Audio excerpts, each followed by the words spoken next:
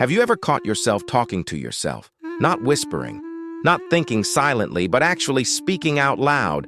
Maybe you said, "Come on, you can do this," or "Why did I do that?" Or maybe you replayed a conversation that happened 10 years ago, as if the person was still standing right in front of you. Now here's the uncomfortable question no one asks out loud. What if the people who talk to themselves aren't weak, but aware? What if that quiet habit you were told to hide is actually a psychological window into power, trauma, intelligence, and control? Because the truth is, every human talks to themselves. The only difference is, some people do it silently, and some people don't. And tonight, we're going to explore the dark psychology behind people who talk to themselves, what it really means, why society misunderstands it, and what your brain is actually doing when no one else is listening. Before we begin, take a moment. If you've ever spoken to yourself even once, this video is about you. And if you haven't, you might discover something unsettling about yourself by the end.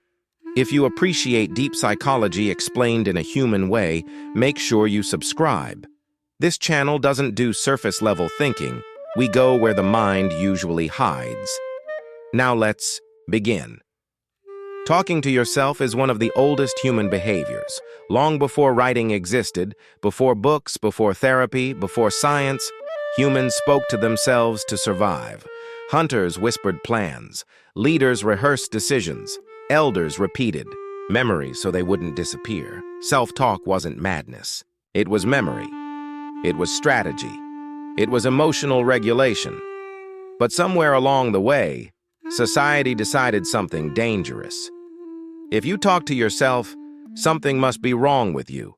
And that belief did damage, because psychology tells us something very different. When a person talks to themselves, the brain activates multiple regions at once: language, emotion, memory, reasoning, and self-awareness.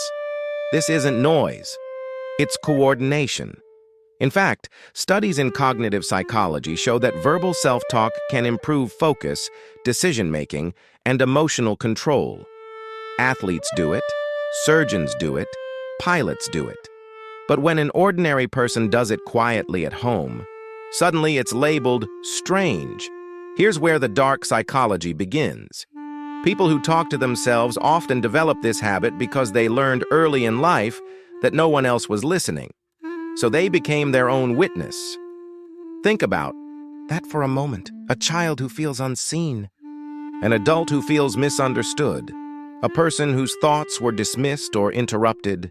They learn to talk to the one person who will always listen: themselves. This creates a powerful internal world. And powerful internal worlds scare people. Because someone who can speak to themselves doesn't need constant validation. They don't need noise to feel real. They don't panic in silence. And psychologically, that independence can feel threatening to others. Now let's talk about the part no one likes to admit. Some self-talk is dark, not evil, but intense. People who talk to themselves often replay conversations, conflicts, regrets, and imagine futures.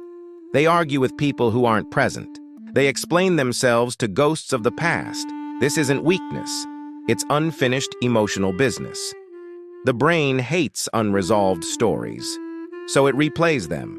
And when you speak them out loud, you're trying to give the mind closure it never received. This is especially common in people who experienced emotional neglect, betrayal, or sudden loss. Talking to yourself becomes a private courtroom where you finally get to speak, explain, defend, and feel. Now here's the uncomfortable truth. People who never talk to themselves often avoid their inner world. Silence scares them. They drown it out with television, noise, alcohol, or constant conversation. So when they see someone talking to themselves, it triggers something deep, the fear of introspection. Because self-talk forces you to face who you are when no one else is watching. And that's not easy. Psychologically, there are several types of self-talk, and each one reveals something different. Some people talk to themselves to organize thoughts. You'll hear them say things like, okay, first this, then that. These individuals often have analytical minds. They think in systems. Speaking externalizes the process and reduces mental overload. Others talk to themselves emotionally. Why? Does this keep happening to me? I should have known better. This type is often empathetic, sensitive, and deeply reflective. They feel intensely, and self-talk helps regulate those emotions. Then there's motivational self-talk. Get up. Don't quit now. These people learned early that no one was coming to save them, so they became their own coach. Now, here's where dark psychology enters again. People who master self-talk can manipulate their own emotional state. They can calm themselves, push themselves, reframe pain. And anyone who can control their internal dialogue can control their behavior. That's power. And power, when misunderstood, gets labeled as madness. This is why throughout history, some of the most intelligent minds were described as odd, eccentric, or unstable. They spoke to themselves because their thoughts moved faster than social conversation could handle. Now let's address the question everyone is silently asking. Is talking to yourself a sign of mental illness? Psychologically, no.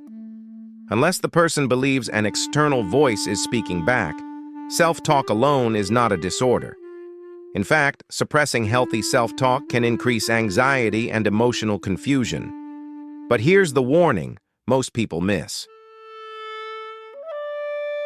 When self-talk becomes abusive, when the internal voice constantly insults, shames, or threatens, that's when damage begins. The brain believes repetition. So if you talk to yourself like an enemy, your mind will eventually treat you like one. That's why the most dangerous self-talk isn't speaking out loud. It's speaking cruelly. And this brings us to something important. If you're listening to this and recognizing yourself, pause for a moment. You're not broken, you're processing, but awareness matters because the same habit that can heal you can also trap you. That's why learning how you talk to yourself is more important than whether you do. If you're finding value in this perspective, take a second to like the video. It helps this channel reach people who need to hear this quietly. Now, let's talk about age. As people grow older, self-talk often increases, not because of loneliness, but because of reflection. Older adults review life. They replay choices. They speak memories aloud to keep them alive. This is psychologically healthy. It strengthens identity and continuity. In many cultures, elders speaking to themselves was seen as wisdom talking, not confusion. But modern society forgot that and replaced understanding with judgment. Here's another uncomfortable truth. People who talk to themselves are often more honest with themselves. They can't hide behind social masks in private conversation. So they confront fear, guilt, ambition, and regret head-on. That level of honesty changes a person. It can make them calm in chaos or restless in comfort. Because once you've heard your own truth spoken out loud, you can't pretend you didn't. This is why some people avoid silence. Silence invites self-talk, and self-talk invites truth, and truth demands action. Now let me say this clearly. If you talk to yourself, you are not alone. You are not strange. You are not weak, but you are powerful, whether you realize it or not. Because the most influential conversations of your life won't happen with others. They'll happen with yourself. If this video made you think differently about your own mind, subscribe. We explore the psychology most people are afraid to face. And before you go, remember this. The mind that speaks to itself is not lost. It is listening. The question is, what are you telling yourself when no one else is around? That conversation shapes everything.